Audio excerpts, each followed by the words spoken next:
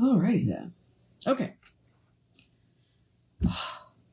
I know this light is not the most flattering, but I need to be able to see the material.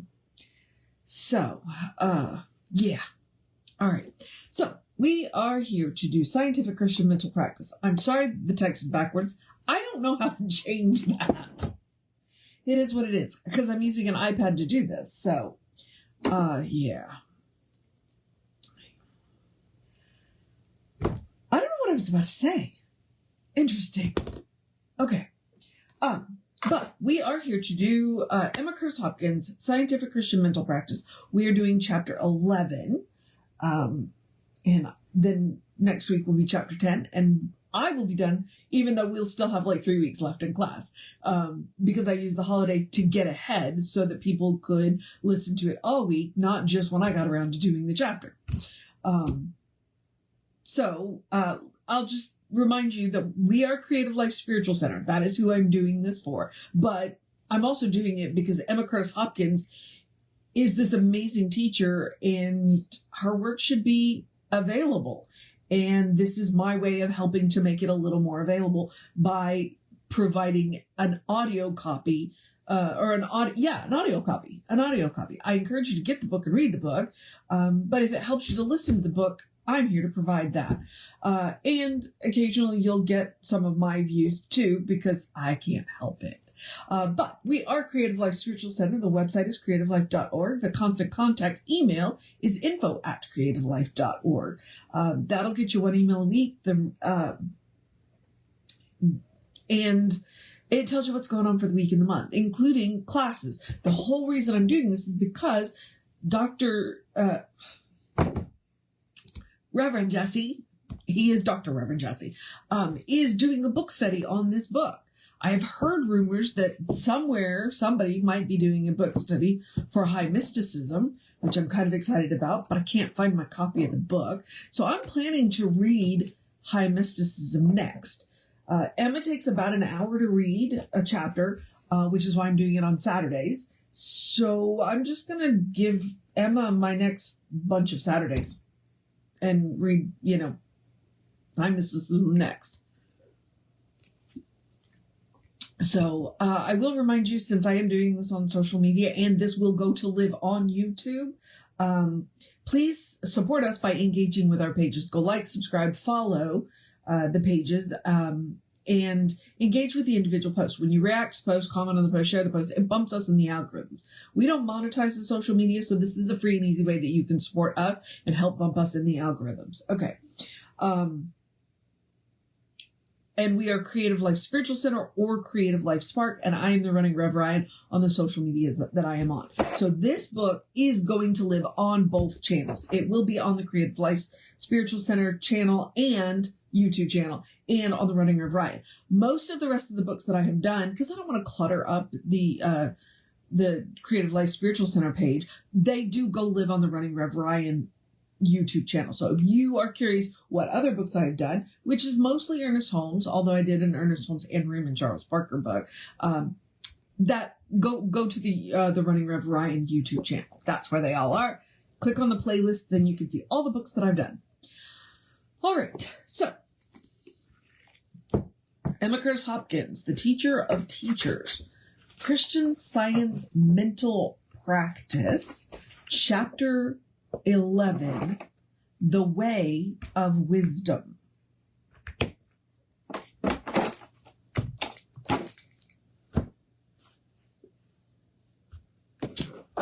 Pardon me. I misplaced my highlighter. Okay. Chapter 11, The Way of Wisdom. Confucius, the Chinese sage who lived 550 BC, said, "A person filled with truth has power over heaven and earth, gods and devils. Nothing in the universe can injure them. Water and fire cannot cause them to fear. Nothing can harm one who actually believes themselves to be safe, though the one who tells themselves they are safe does not believe it. How much more will they be kept safe, who, themselves holding the truth, believes what is true despite the lack of faith about them. This is what is meant, possessing life and thereby calling to oneself the life of heaven and earth.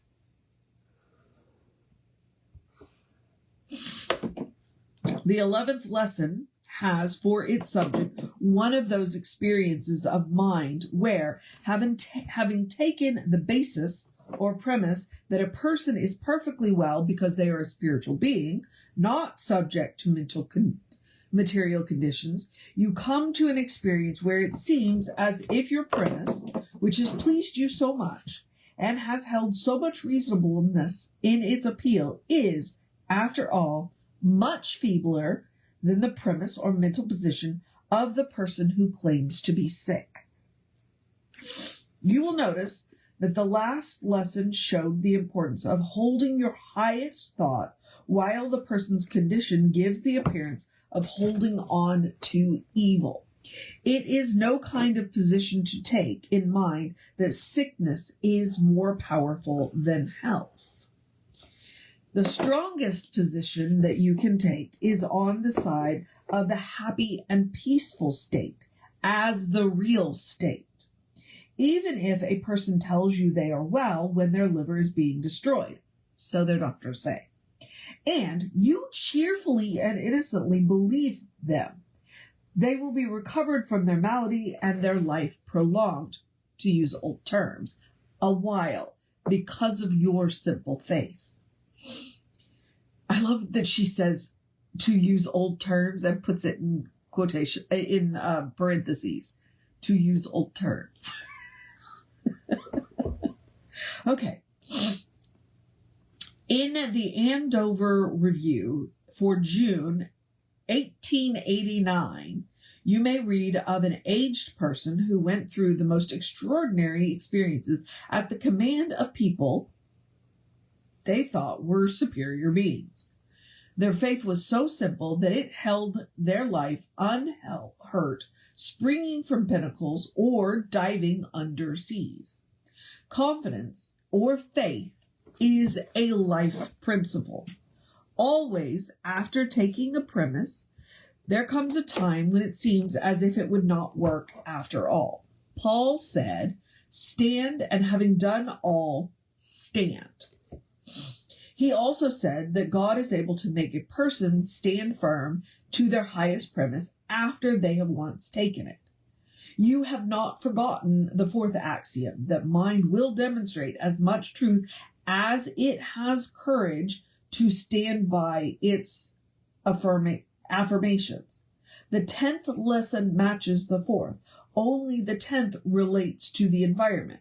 Its axiom is like the 4th, viz., the world will persist in exhibiting before you what you persist in exhibiting the world is. Now, if you have not ever heard that before, you have not been paying attention, because that right there is one of Jesse's favorite quotes. The world will persist in exhibiting before you what you persist in exhibiting that the world is. If you think the world is filled with pink cows, the world for you will be filled with pink cows. And yes, I tried to think of the most ridiculous thing I could. And pink cows are way funnier than pink elephants because, pink elephants have been around for a while. All right, I'm going to repeat that one more time because it's so good. The world will persist in exhibiting before you what you persist in affirming the world is. All dissolving, ungluing conditions come from your giving up your old affirmations. Now, if you have become shaken up and fall back to your old thoughts that scientific statements sound better than they demonstrate, your new affirmations must come from your warm feelings, or the world will set itself to the old tune again. Oh, wow. Whew. Or the world will set itself to the old tune again. Paul said that God is able to make us stand. He means that those who have recognized that within themselves is God must live the life which that knowledge kindles.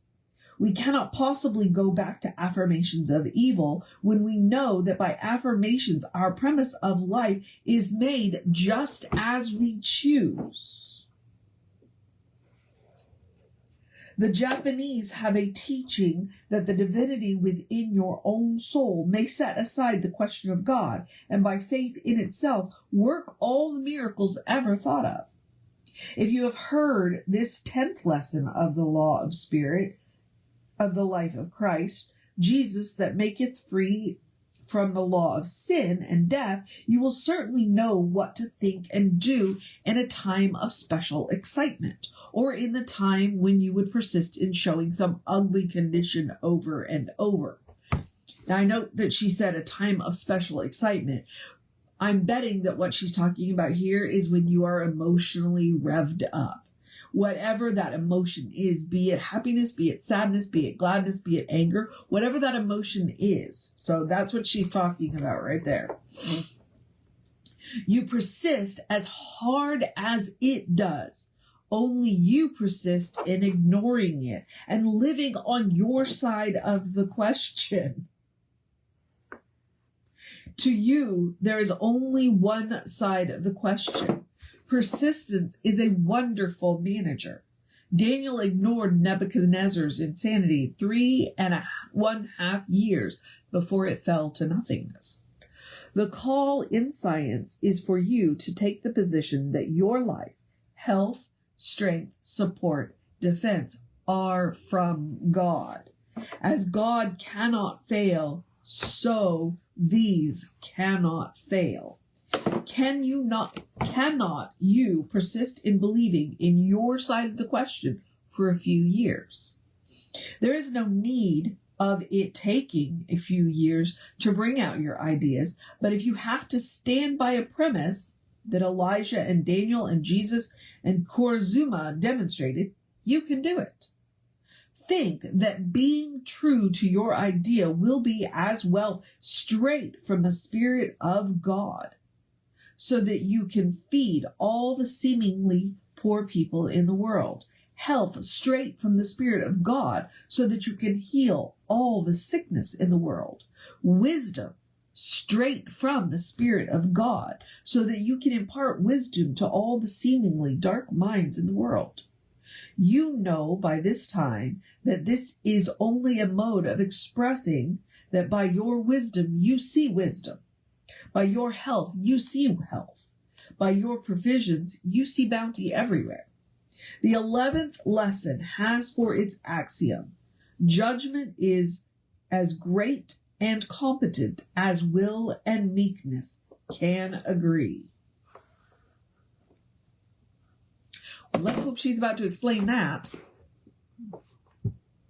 This axiom, like every other one, is universally true. For instance, you have a strong will. Naturally, you feel like having everything go your own way. This is well if you have meekness of character enough to yield your point instantly when you see that you are wrong. I'm going to remind you here, meekness does not mean weakness. Meekness means teachable. Teachable. That's why that sentence is so important. This is well if you have the meekness of a character enough to yield your point instantly when you see you are wrong. Meekness. Teachable. Such a combination will make your judgment quick and accurate. In the first place, your mind will unconsciously be trying all the time to protect your strong will, so that it won't have to be yielding to another person's quicker judgment of the case than yours. Secondly, you will be consciously directing your will along the right so far as you can see it. We may always count upon it that we have exercised our will to carry out our notions, wrong or right.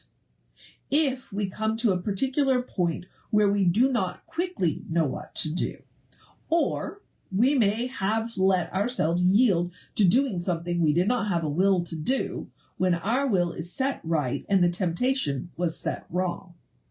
We call this unbalanced condition of mind foolishness or ignorance.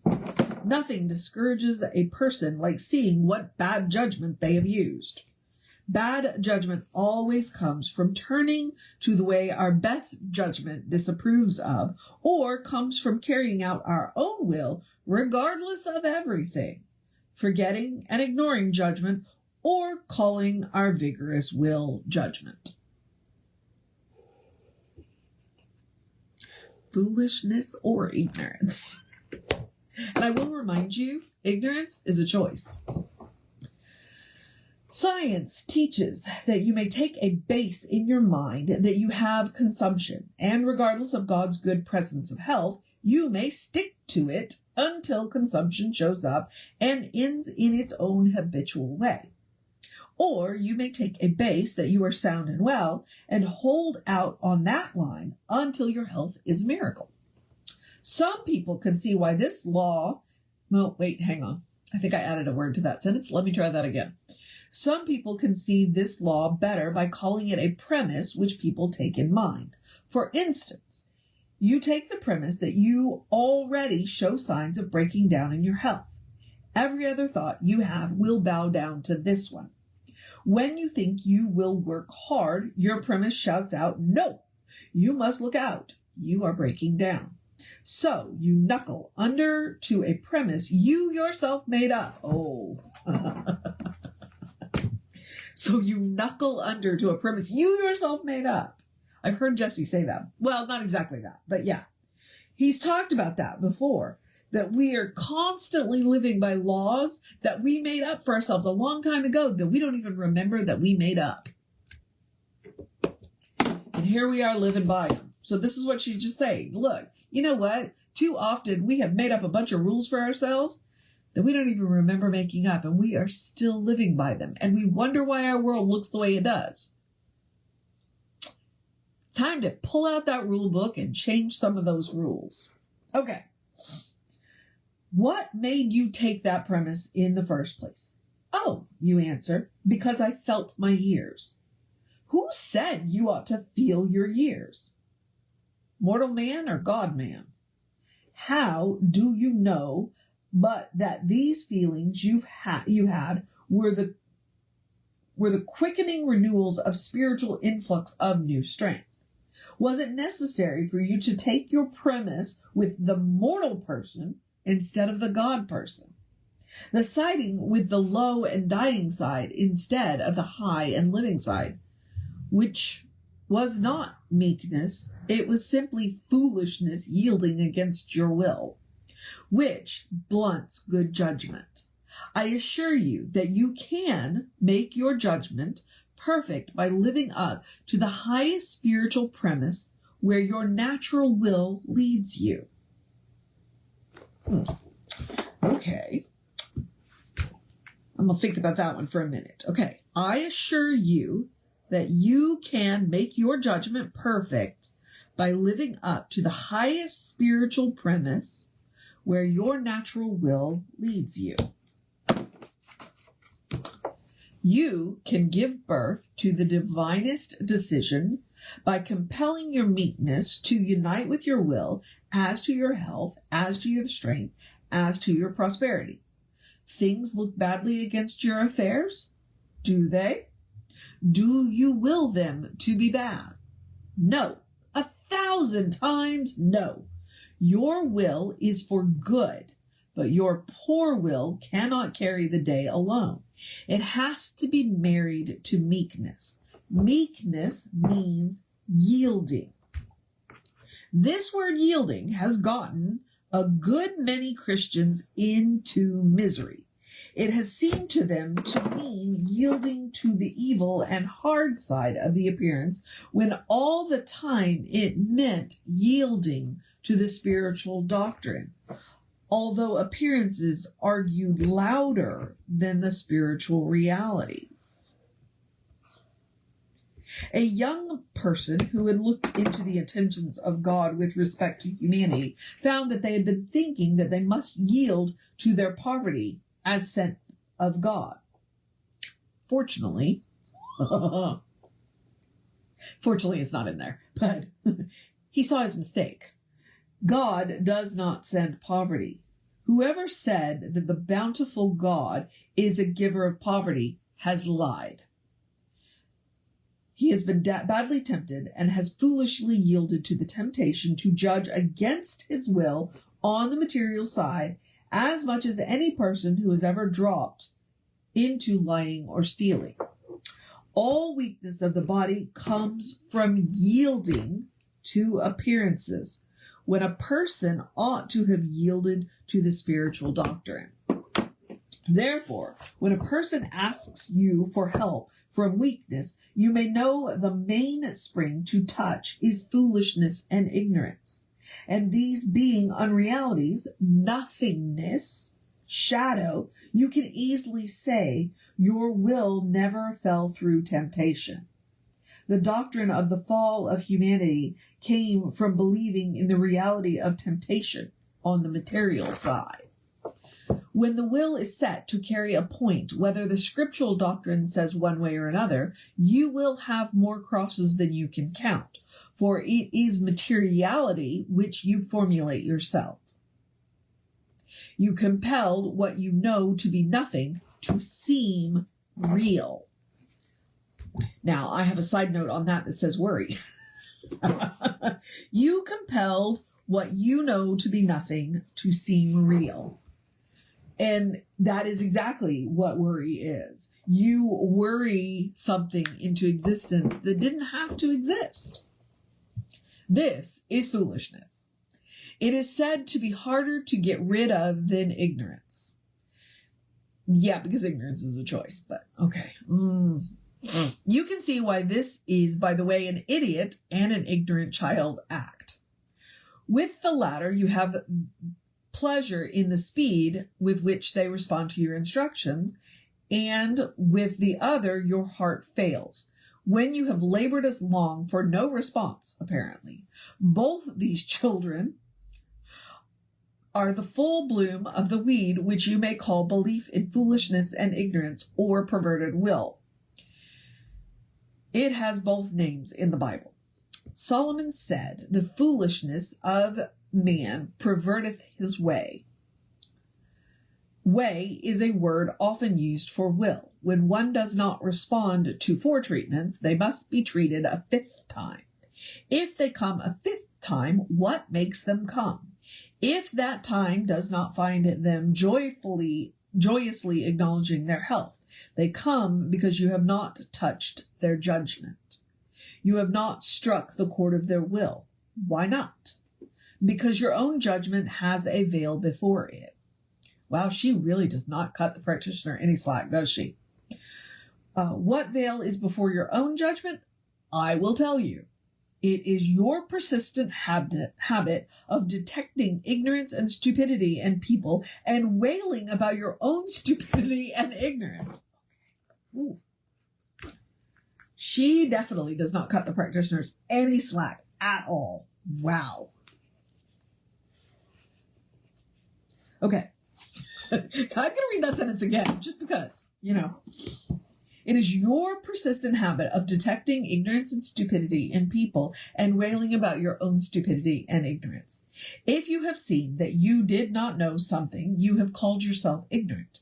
If you have seen that somebody else did not know what you thought they ought to, or failed to be quick enough to please you, it was on your tongue or in your mind that they were either foolish or ignorant. It is the fall of humanity. It is all the fall there is. It is yielding to appearances. Spiritually, you have the power of discernment so strong that a person can tell you anything you ask instantly. Judging that they cannot and judging that you yourself cannot keeps a veil before your mind. And you can tell when it is thickest because your problem comes up again and again, and your patients come the 5th time, or they appear very weak and discouraged. Many a practitioner has felt very discouraged when they let her patient... No, wait, hang on. Let me try that sentence again. Where did I go wrong? Many a practitioner has felt very discouraged when her patient has talked hard on the dark and feeble side. But it was only the final throw of the mind of old belief to hold its own. It is the last gasp of the patient's belief in sickness when they complain and whine in a discouraged manner. But it is the very best sign to you that their belief is on its last legs. How does your will want the case to talk? Of course it wants them to talk buoyantly and cheerfully. Buoyant. Isn't that a great word? Buoyant. She uses it a lot. Buoyant. How does your will want the case to talk? Of course it wants them to talk buoyantly and cheerfully. So marry your will to the spiritual facts of the case. Rouse your judgment. This is the person of you. Notice the 11th text. Let us make a person and let them have dominion. Okay, you know what? Dominion is a trigger word. I don't think we should use dominion. I think we should use stewardship, because I think dominion has all kinds of connotations that I don't care for, and stewardship means something different. But, okay, back to Emma. Then put it with this one. The Spirit hath committed all judgment unto the child. The child is humanity, whom the divine will and the divine meekness bring out in Jesus Christ. Bring out as Jesus Christ. I apologize. His will, he said, was omnipotent God.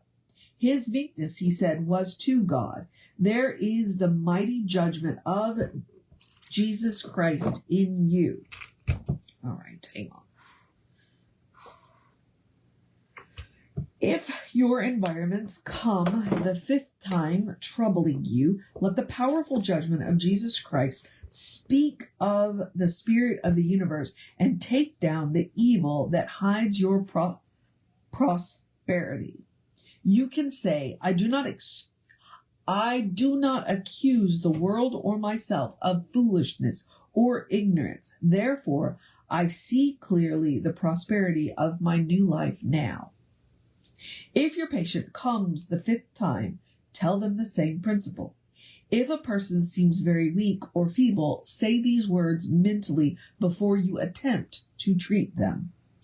I know that if you take every Friday afternoon to insist upon the Jesus Christ judgment within you as knowing humanity to be the expression of the wisdom of God and therefore intelligent and wise at all times, and if you positively take the premise that you do not accuse the world or yourself of foolishness or ignorance, nobody will ever come the 5th time uncured, and your affairs will never seem to wilt or hang heavy.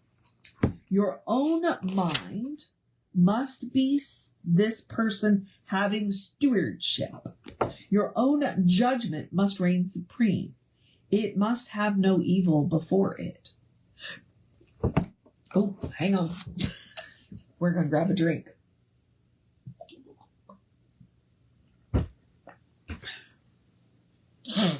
Do not let another person's discouragement pervert your judgment. Touch the chord of their will. Do they not will to be free, wise, and strong?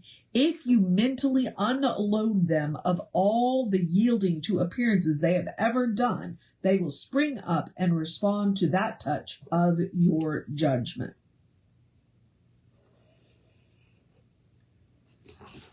All discouragement, all feebleness, all fainting, all halting, stopping are signs to you to come forth with the 5th treatment. Come boldly forth. The powers of omnipotence are on your side. John called the character which humanity exhibits after making the 5th treatment of their environment. Okay, I have no idea what this word is. It's Jacinth. Jacinth? Hyacinth? Jacinth? We're going to go with Jacinth. Okay, this is how we're going to pronounce it. All right, let me start that sentence again John called the character which humanity exhibits after making the 5th treatment of their environment, the jacinth stone of their character. mind is composed of 12 powers. When mind exercises these 12 powers, it has 12 characteristics, which shine like polished jewels. They make a perfect foundation for an absolute demonstration of Jesus Christ's Spirit. The first time you go the rounds of these 12 powers, you may not show much difference in character. The second time, the third time, the millionth time around the statements, and how shining your life and mind become. It is written that our daughters shall be like precious stones fitly polished. Daughters are meek statements of the spiritual sides of our life, when the material side tells a different story. The first 6 statements of The first 6 statements are the beautiful powers of your mind as to your own looks, your own judgment. The last 6 relate to your surroundings. So when I say 5th treatment, I mean 11th lesson or point of doctrine. Some call it the 11th perfect promise. The perfect jacinth is the ruby. The son of man is ruddy, is red with ruddy health and robust. What? The child of humanity is ruddy, is red with ruddy health, robust strength. Their judgment is warming, kindling, reviving like the wine fires of the ruby. Okay, but sometimes I don't know where she's going. It's kind of the way I feel right now. When they speak, they help you. The wine of prosperity is handed to you in the good news from your business. Drink ye all of it, said Jesus. It is my blood of the New Testament. When you bear in mind that the Spirit of Jesus Christ was health, life, prosperity, red with reviving of as the wines he gave at the wedding feast, you will understand the results of taking 11 right statements. You have the judgment of the transcendent being you are. No, you will have the judgment of the transcendent being that you are. You will be awakened. If I say to you that this is the only manner of thinking which has any practical effect in the life, on the triumphant and joyous side, you will have only the truth from me. It is injustice to this doctrine that I acknowledge it is the only way you can think that will be everyday safety for you. There are 12 conditions of the human life which may be met by 12 truths. These 12 conditions being met by truth, you may be sure that your life will be free, glad, and powerful. The Brahmins had a teaching which read, so dwell on the high thoughts. This is the life of the awakened. There is one thing which good judgment awakens that has been brought out by some scripture writers, and that is beauty. The perfect in judgment are perfect in beauty. The beauty of Jesus Christ is because of his judgment. The ruby is the beauty stone, the polish of meekness. That is the angel of beauty who measures the city. They are bound to no traditions. What others believe they must be in order to be beautiful, they need not. That which their own judgment decrees is their own charm. So, no matter what others believe about the portent of your dream of the night, you must judge that it means something good for your surroundings, something others might call evil. Your judgment, yielding to the good, says some blessed good is coming to you. If you see symbols, speak of their good for your own surroundings. They all come to your benefit. They tell you that your environments are good. Then your ideas will be recognized as good by others sooner or later. There is one universal mind, which is the perfect intelligence from which all ages of people drew their stock intelligence. Humanity may Okay.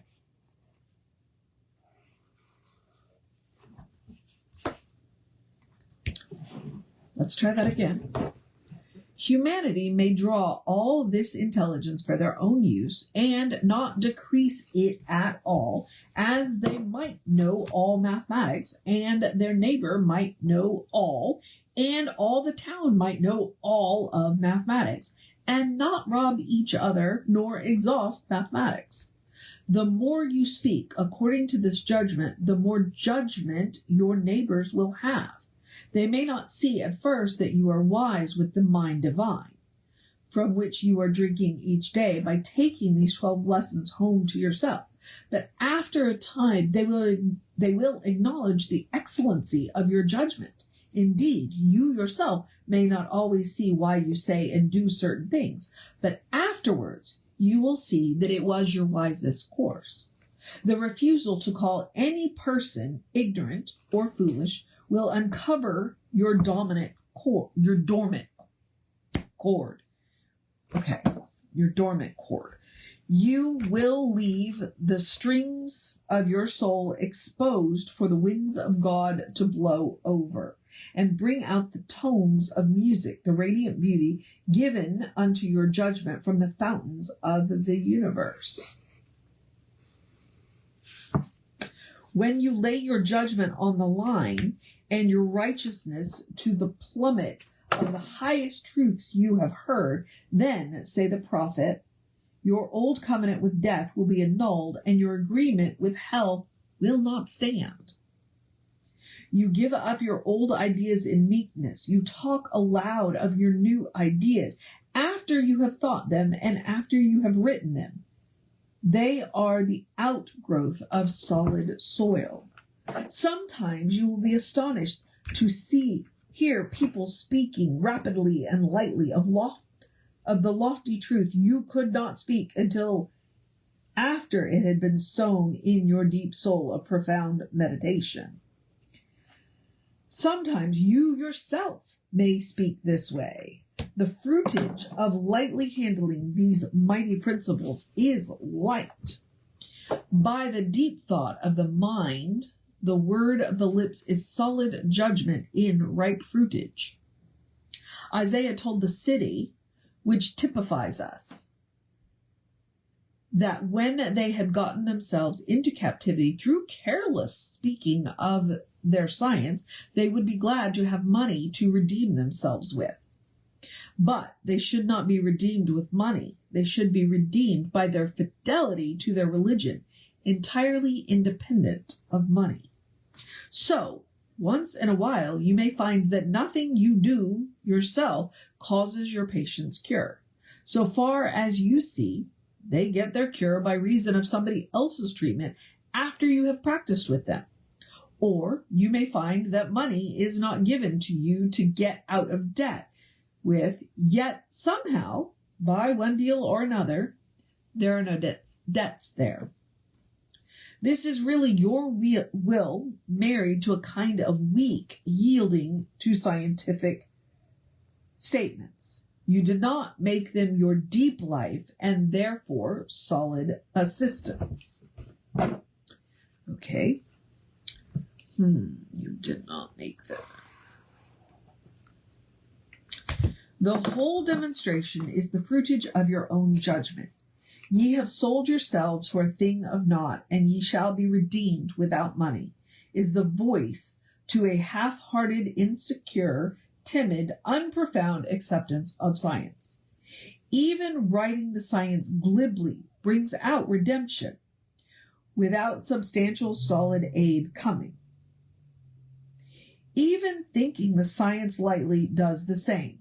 Living it comes from thinking it deeply, writing honestly, speaking sacredly. When the outward life accords, then is judgment risen in her beauty. Then is healing instantaneous. Then, if you ask for help, it comes exactly as your perfect judgment would indicate. The point is to get your perfect judgment forward. It comes forward by handling this 11th lesson. It is signaled to be handled every time the 5th treatment is necessary. Judgment, when it is good, touches the loftiest ideas and the plainest themes with equal respect. Which kind of speaks to me of there is no big or little. In spirit doesn't know big or little. Spirit only knows spirit. So therefore, judgment, when it is good, touches the loftiest ideas and the plainest themes with equal respect. There is no big and little. Which I'm going to write in the margins because I have a question mark here and now I know the answer.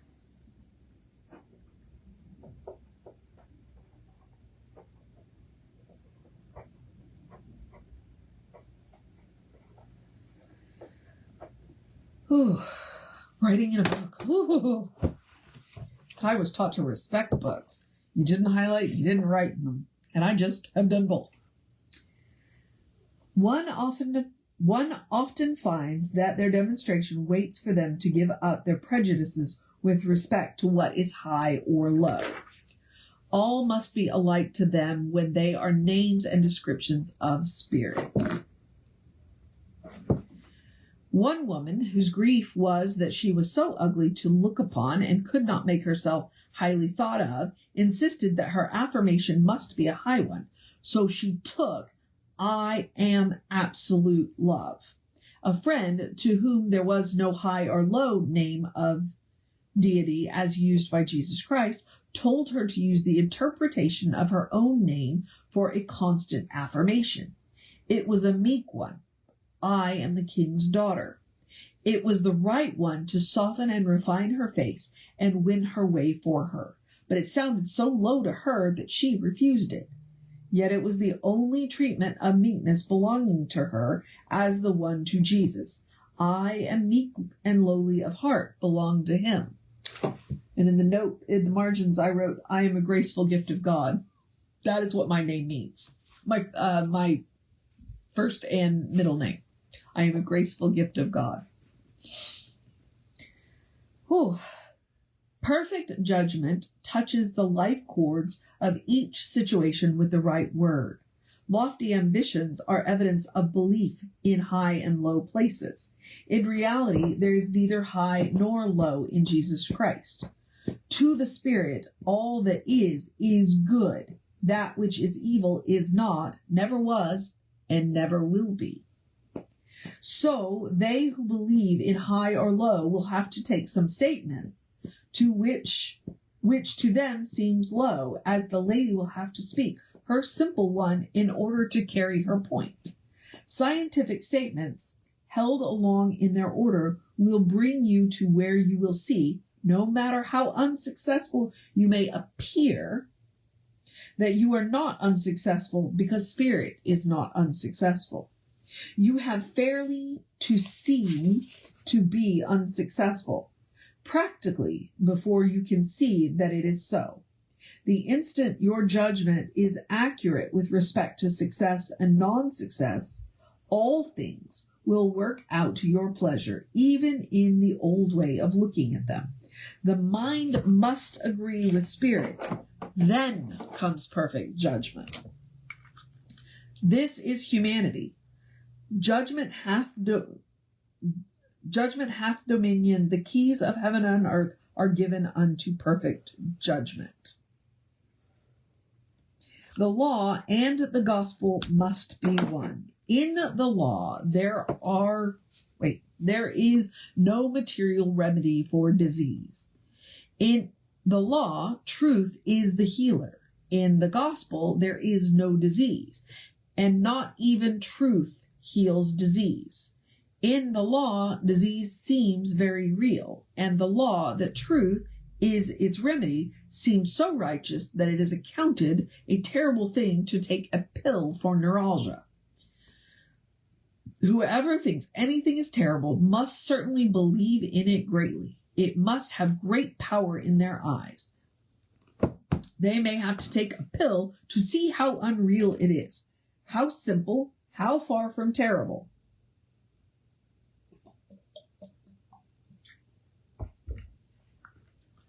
The law is against hating anything. Even stealing must not be hated. Why not? Because there is no stealing.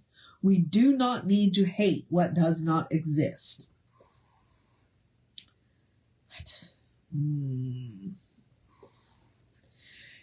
What is stealing? It is the delusion of imagination. Is not God the only living being? Can God steal? This is a very awakening activity of mind. Thinking this way will bring forth wise judgment. Then this judgment will balance all things. Thieves, as they are called, will find there is a way of support preferable to stealing. When judgment is come forth, you will find you are not bound to methods of curing the sick, not bound to the modes of eating and drinking, sleeping and dressing. As judgment ripens with yielding the will to spiritual ideas over and over, you will see great events and great circumstances yielding to very simple actions on your part. One person felt suddenly, after long practice of thinking spiritual ways, that they could easily make gold as cure bones, but a voice seemed to say to him, "You would act foolishly with gold if you had it." He yielded the point at once. It looked meek and good on his part to yield to a warning voice. But no voice from spirit ever accuses a mind of foolishness or ignorance. Oh, okay. Here it is. Here is where they should have used the 11th lesson or the 5th treatment of environments. Here was one of their self-accusations formulated right close to them, and audible as a human voice. It had bloomed in order to be refused for the sake of spirit. Judgment comes of compelling yourself to believe just as much as you hope for. If you hope to cure everybody that comes to you, you are able to believe all that you hope. If you only hope that you can cure them, you will be disappointed. Hope needs faith. If you cannot believe that you can cure all, take a night and day for the statement that you believe in truth. Covenant with the Spirit for the Spirit to do all your cures for you. The government is on the shoulders of perfect judgment, we are told. Therefore, let perfect judgment be born in you. The strong person says, "I can." The strong person says, "I will." The wise person says, "I know." The perfect person says, "I know what to do, and I am able to do it. Therefore, I will do it." The state of mind that calls for you to state what you can and will do is when you have steadily ignored the harsh and hard side of life as it has been showing itself to you. When things looked dark and hard, you did not follow your mind to think about them at all. You thought only of God, the Spirit. You kept hold of the highest statement you had. You ignored the appearance. Then, after you had won the battle, or seemed plainly to have things coming out right, you had a feeling of blankness. You felt devoid of power, devoid of ideas. This is the blankness of a clear paper, upon which you may write what you like. Declare that as the mind of Jesus Christ, you do not believe in foolishness or ignorance. Declare that as the mind of Jesus Christ, your judgment is perfect judgment. Declare, "I know all things. I can do all things." The blankness is like a smooth mass of protoplasm, out of which some idea will rise, which governs all other ideas.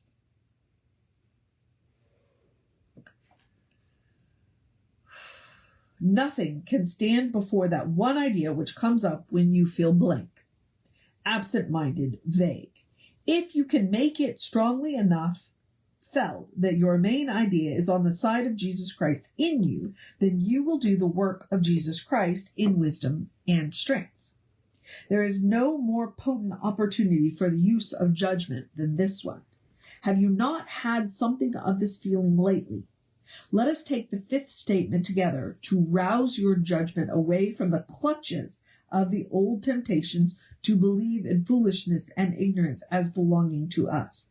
Let us, as mind, now state the 11th premise. I never accuse the world or myself of foolishness or ignorance. I am the judgment of God. I know all things and do all things well.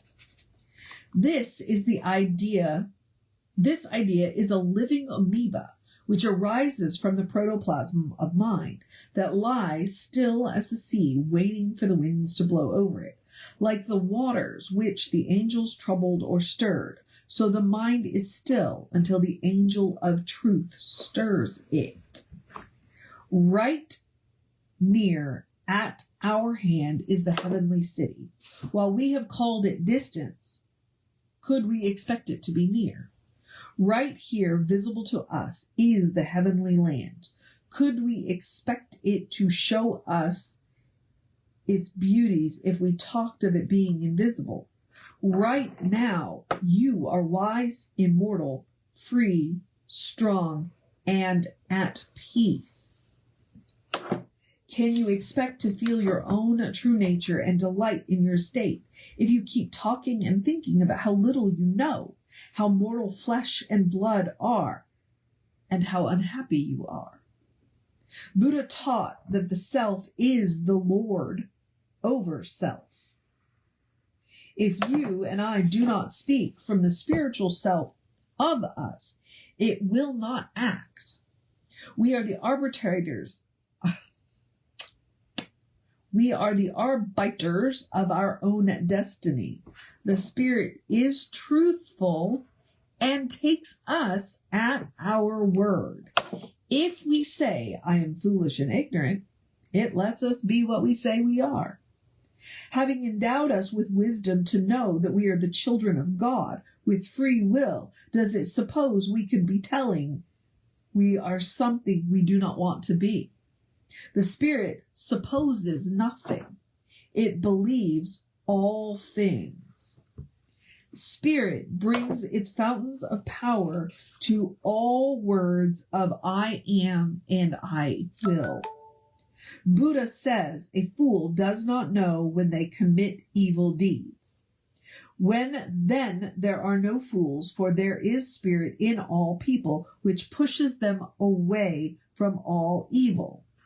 The wise person breathes their breath as airs of omnipotence. They drink their water as cups of strength. They eat their food as spirit renewing itself. They know all action as spiritual, and so knows no decay, no failure, no death. The wise know no evil. They know there is none. They know no sickness. They know there is none. They set their faces like flint to know the ways of God. This is the true foolishness, namely, determination to know nothing among us save Jesus Christ. This is true ignorance, ignorance of evil. Through knowing it is not reality. The fourth strength of mind is the strength of inspiration. It enables one to see what ought to be done. It gives one wisdom to know how everything ought to be done. It gives them quick skill to do it. There is a fire of wisdom and beauty in the sunshine of inspiration. Oh, that's just a pretty line. Oh, that is just a really pretty line. There is a fire of wisdom and a beauty in the sunshine of inspiration. John calls it the strength of the eagle, which is always a symbol of inspiration. We have no treatment which equals the denial of accusations of foolishness and ignorance for causing the inspiration of wisdom. Buddha taught that all deeds wrought out by mind and carried into the life as far as we can exercise our thoughts bring happiness. All forms are unreal. He said, he who knows this becomes passive in pain. This is the way to purity. He advises the repetition of prayers. Repeat them often. When you take your life in your hand to speak your own spiritual nature as it was at the time of your supposed birth in the flesh, do not stop short of 6 days' repetition of your treatments. Deny that there are any causes or results of causes in you or around you that could lead to disease, poverty, or failure. Take yourself for each year. If you set out upon the journey of treating a case, even if that one is cured of their malady the first day, do not let their high welfare escape your faithful mind for 6 days. This is a training process. Each day, send your high blessing. Okay. Hang on. 6 days.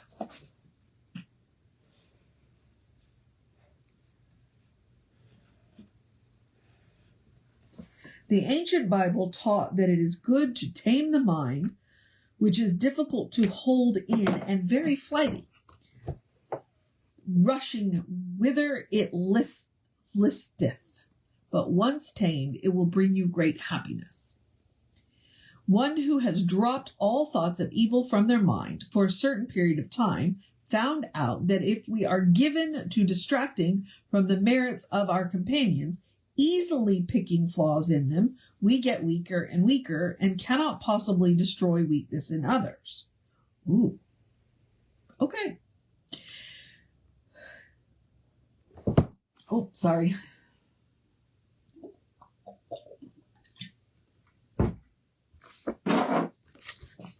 Ooh. Oh, okay. We're almost done. Okay. They found that there is no path to peace through outward acts. We must truly not see the faults of our neighbors as reality. We must not see ignorance or foolish hiding the intelligence and freedom of our neighbors. This is called the taming of the mind.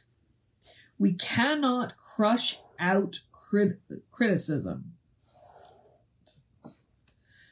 It will not be crushed. We can deny it, and this erases it from our mind. Being free from criticism, the mind runs only to the recognition of good. It is then perfectly tamed. The unity of mind is a great fact to recognize. There is but one good mind. All the good and the wise render the same verdict as to what is just and right when their accusation is laid aside.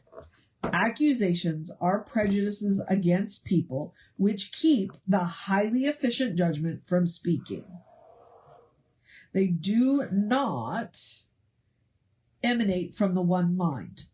Prejudice against a religion will act against your business judgment just as possibly as your health. Prejudice against people will very likely hit your business affairs. It does not always strike at your bodily health the first thing. The feeling we have against alcohol, tobacco, opium is prejudice against an imaginary substance. That prejudice held on to is foolishness. Side note here.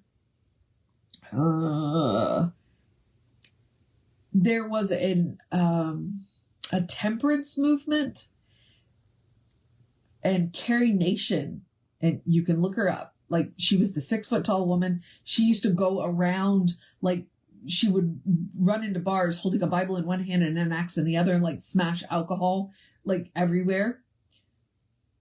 Carrie Nation's estate, what she lived on when she was alive, is now a distillery. How's that working out? Okay, so I see what Emma's going for here, just by virtue of that really ironic, what happened to Carrie Nation. So maybe we should listen to Emma about these prejudices. Okay. That prejudice held onto is foolishness. That prejudice taken hold of as a principle because appearances teach us to fight the poor little ideas is simply ignorance. So, on the same plane, every prejudice is found to be a tacit accusation of others or ourselves as to foolishness and ignorance. We could not possibly hold out intolerance to anything if we were not accusers of that which brings about feebleness and failure. We're almost done. Therefore, we will take our cases and meekly say now, I have never, as the judgment of Jesus Christ, accused the world or myself of being foolish or ignorant. Now we will speak the case by name. You are not the result of inheriting foolishness and ignorance. You inherit the wisdom of God, your spirit. You are not surrounded by a foolishness and ignorant race. You are surrounded by the wisdom of God. Your daily associations do not burden and darken you by the weight of their foolishness or the darkness of their ignorance. All is wisdom, from which you draw wisdom every moment. You do not weigh down your own mind with willfulness in thinking evil. You know no weakness or failure of any part of your being. You are the spiritual light that cannot fail. I do not persist in thinking of you as faltering or feeble in any part of your being. I see you as strength, freedom, light. Your strength is good and cannot be threatened with weakness, nor yield to weakness in any part of your being. Your life is good. It cannot be threatened with death in any part, nor fear death, nor yield to death. Your health is of the spirit and cannot be threatened with disease and sickness, nor fear disease or sickness, nor yield to disease or sickness in any part of your being. You are ready to acknowledge to all around you, to yourself, and to me that you are every whit whole. In the name of the Father, and the Son, and the Holy Ghost, I pronounce you healed, now and forever. Amen. In the name of the maiden, the mother, and the crone, I pronounce you healed, now and forever. Repeat this treatment before you sleep. If any other words come to you while you are treating the case, be sure to use them. For every new way of thinking that springs up out of the good soil of the old way is the new plant which the heavenly Spirit hath watered. For this reason, every teacher ought to be glad to hear the success of their student, each in their own way, though all agreeing with the foundation principle. All right. That is chapter 11, The Way of Wisdom in Emma Curtis Hopkins, Scientific Christian Mental Practice. So I'm going to wrap this up because I am eating into David's time now, unless he's at Costco again, because, could be. So I'm going to wrap this up, and I will see you tomorrow around 8:45 after I go to the gym.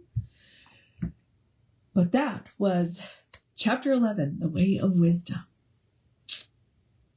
I will see you next time.